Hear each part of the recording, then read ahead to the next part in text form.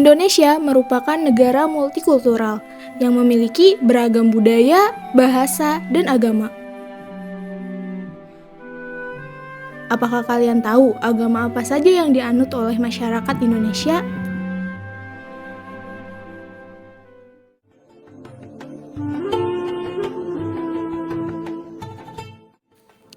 Sekarang, kita akan membahas salah satu agama dengan jumlah pemeluk terbesar di Indonesia, yaitu agama Islam. Seperti yang kita tahu, 87% penduduk Indonesia memeluk agama Islam. Indonesia sendiri memiliki sejarah yang panjang tentang proses masuknya Islam ke Nusantara. Lalu, bagaimanakah proses masuknya agama Islam di Indonesia?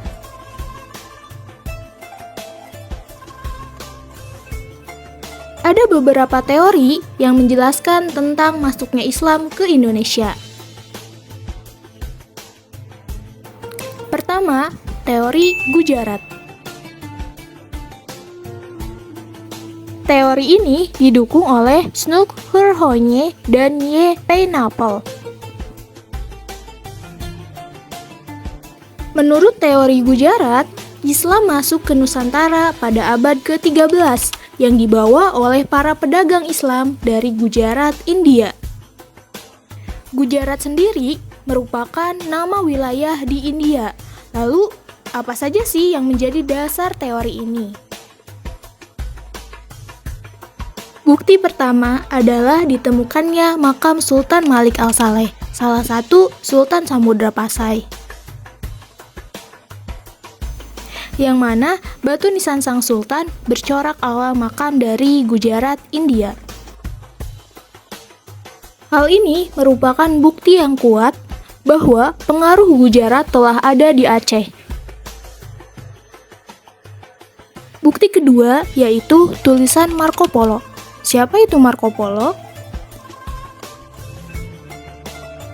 Marco Polo adalah seorang petualang sekaligus seorang pedagang dari Venesia, Italia.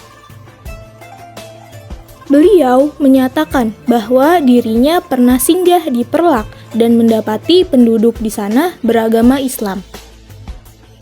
Marco Polo menyebutkan peran pedagang Gujaratlah yang aktif dalam penyebaran agama Islam di wilayah Aceh. Kedua adalah teori Mekah. Teori ini didukung oleh Buya Hamka dan J.C. Vanler. Pada teori ini, pengaruh Islam telah masuk ke Nusantara pada abad ke-7, yang dibawa langsung oleh pedagang Arab. Dasar dari teori ini adalah adanya pemukiman umat Islam di Barus, di sekitar pantai sebelah barat Sumatera. Untuk menyanggahi teori Gujarat, Sultan-Sultan Pasai menggunakan gelar Al-Malik, yaitu gelar yang lazim di Mesir pada kala itu. Selain itu, teori ini juga meyakini Islam yang berkembang di Samudra Pasai bermazhab Syafi'i, mazhab yang besar di Mesir dan di Arab pada saat itu. Berbeda dengan Gujarat yang bermazhab Hanafi. Ketiga adalah teori Persia. Teori ini didukung oleh Husain Jayadiningrat dan Umar Amir Hussein. Islam dibawa masuk oleh pedagang Persia pada abad ke-13. Nusantara pada kala itu merupakan bagian dari wilayah operasi dakwah dan wilayah dagang kerajaan Persia. Bukti teori ini adalah adanya upacara tabot atau tabwik, yaitu upacara yang diperingati pada setiap tanggal 10 Muharram di Bengkulu dan di Sumatera Barat, memperingati wafatnya Hasan bin Ali dan Husain bin Ali, cucu dari Nabi Muhammad SAW. Upacara ini juga sering disebut sebagai upacara Asyura, yang merupakan upacara tahunan yang sama dengan yang ada di Persia.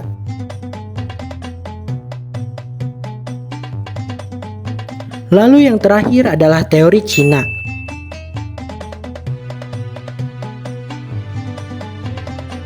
Teori ini didukung oleh Slamet Mulyana dan Sumanto Al-Qurtubi. Pada teori ini, pedagang Islam Cina masuk ke Nusantara pada abad ke-9. Bukti pendukungnya berupa bukti silsilah historis, di mana Raden Fata yang merupakan Raja Demak adalah keturunan Cina.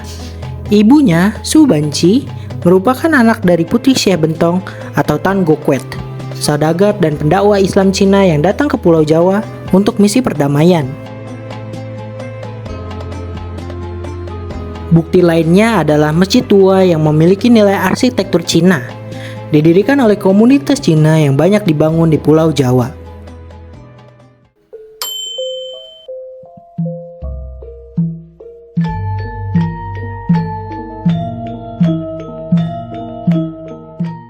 Indonesia memiliki budaya yang sangat kental.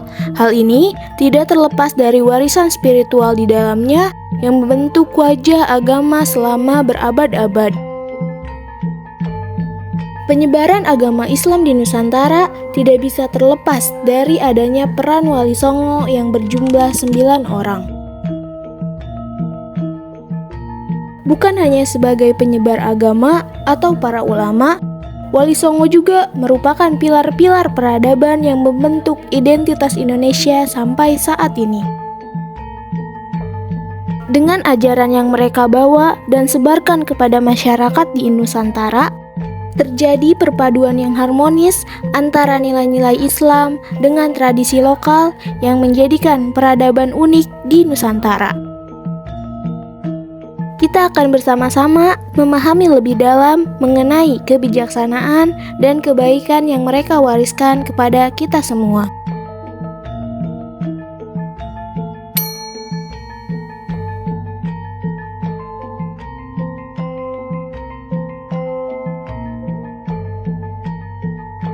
Apakah kalian tahu siapa saja Wali Songo tersebut?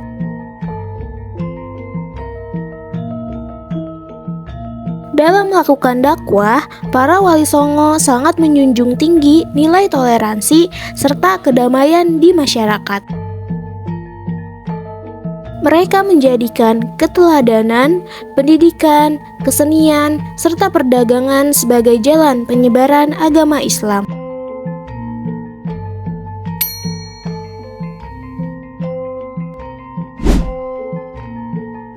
Sunan Kudus adalah salah satu Wali Songo yang menyebarkan agama Islam di Tanah Jawa, tepatnya di daerah Jawa Tengah dan sekitarnya.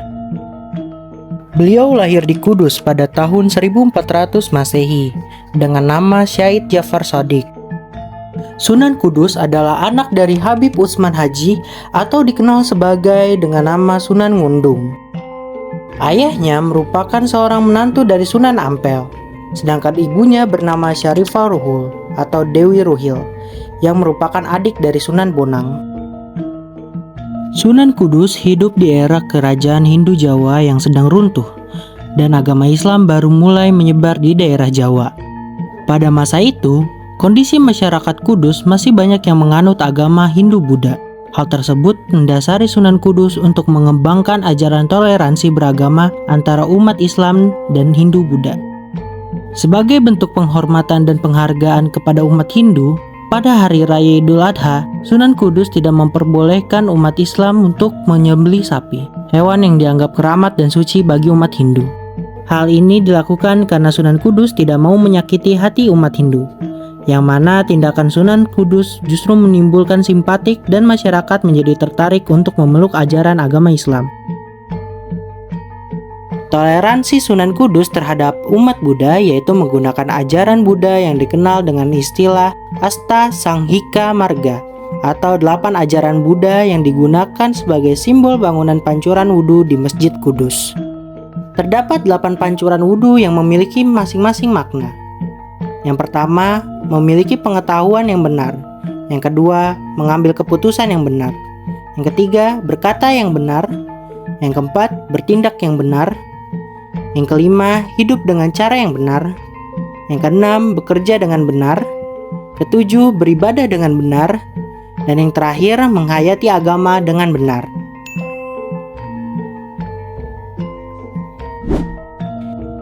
Sunan Kalijaga atau Raden Said lahir pada 1450 Masehi. Ayahnya bernama Tumenggung Wilatikta dan ibunya bernama Dewi Nawang Arum. Pada waktu berdakwah menyebarkan agama Islam, Sunan Kalijaga mengadopsi kebudayaan lama Hindu-Buddha secara tidak frontal, sehingga masyarakat tidak resisten dan melakukan penolakan terhadap ajaran Islam yang disebarkannya. Hal ini tergambar dengan bangunan masjid yang masih menerapkan unsur-unsur Hindu. Yang menarik dari sumber keyakinan masyarakat Kadilangu dan sekitarnya bahwa Masjid Sunan Kalijaga semula adalah langgar yang dibuat oleh Sunan Kalijaga sebelum ia mendirikan Masjid Agung Demak. Baru pada zaman Pangeran Wijil, langgar Sunan Kalijaga itu dikembangkan menjadi sebuah masjid karena tuntutan jumlah jemaah.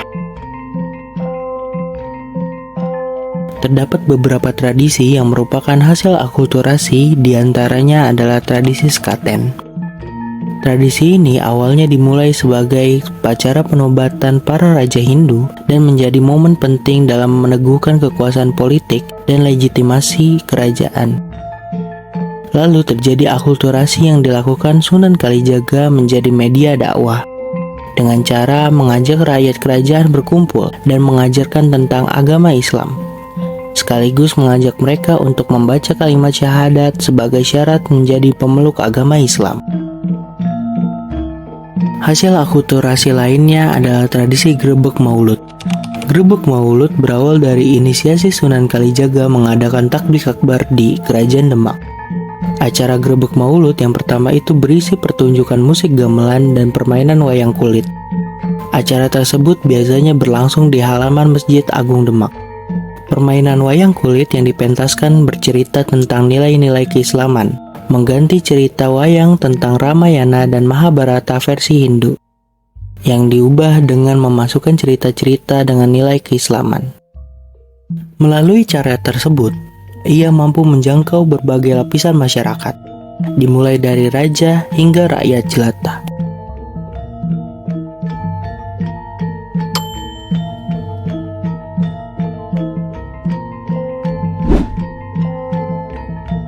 Nama lain dari Sunan Gunung Jati adalah Syarif Hidayatullah. Beliau merupakan seorang wali yang memberikan banyak kontribusi untuk penyebaran agama Islam terutama di Jawa Barat. Selain menjadi seorang ulama, Sunan Gunung Jati juga merupakan Sultan Cirebon yang bertata di tahun 1479 sampai 1568, yang mana beliau menikah dengan Nyi Ratu Pangkuwati, putri dari Pangeran Cakrabuana, penguasa Cirebon. Meskipun Kesultanan Cirebon adalah kerajaan Islam, namun Sunan Gunung Jati tidak serta-merta hidup dalam kebudayaan Islam. Banyak corak kebudayaan Hindu-Buddha maupun kebudayaan lokal yang diadopsi sebagai rasa penghormatan dan toleransi yang tinggi terhadap kepercayaan agama lain. Dimulai dari corak ornamen, arsitektur, ataupun hiasan-hiasan. Salah satu peninggalannya yang masih ada sampai saat ini adalah Masjid Agung Cipta Rasa yang berarsitektur Majapahit. Pemasangan sejumlah piring keramik dari Tiongkok sebagai hiasan dinding yang terdapat di samping masjid tempat ibadah keturunan Tiongkok. Hal ini membuktikan adanya kedekatan budaya Tiongkok dengan budaya Islam pada saat itu. Dalam mengkaji masuknya agama Islam di Indonesia, kita dapat menyimpulkan bahwa faktor-faktor seperti jalur perdagangan, misi-misi dakwah, peran ulama dan pedagang muslim, serta adaptasi lokal, semuanya berkontribusi pada penyebaran dan penerimaan Islam di kepulauan ini. Selain itu, proses akulturasi budaya juga memainkan peran penting dalam transformasi Islam menjadi bagian integral dalam kehidupan masyarakat Indonesia. Kesimpulan ini menggarisbawahi kompleksivitas dan dinamika dalam perjalanan Islam di Indonesia yang terus berkembang seiring dengan perubahan sosial dan politik di wilayah ini. Dari penelusuran sejarah peradaban Islam di Indonesia, nilai-nilai toleransi yang dipegang teguh oleh Wali Songo merupakan pijakan penting dalam memahami keberagaman sosial dan keberagaman agama. Melalui pendekatan yang menghargai perbedaan dan keberagaman budaya, Wali Songo berhasil menyebarkan ajaran Islam secara damai dan mengakomodasi kepercayaan lokal yang ada sebelumnya. Dalam konteks ini, nilai-nilai toleransi yang mereka anut tidak hanya menjadi fondasi bagi penyebaran agama, tetapi juga membangun masyarakat yang inklusif dan berlandaskan perdamaian. Kesadaran akan pentingnya toleransi sebagai landasan harmoni sosial yang terwujud dalam kehidupan sehari-hari telah menjadi warisan yang berharga yang ditinggalkan oleh Wali Songo bagi bangsa Indonesia. Dengan demikian, nilai toleransi ini sebisanya terus diajarkan bukan hanya dari kalangan umat Islam, tapi juga dari umat agama-agama lain, sehingga tercipta kedamaian antar umat beragama di Indonesia.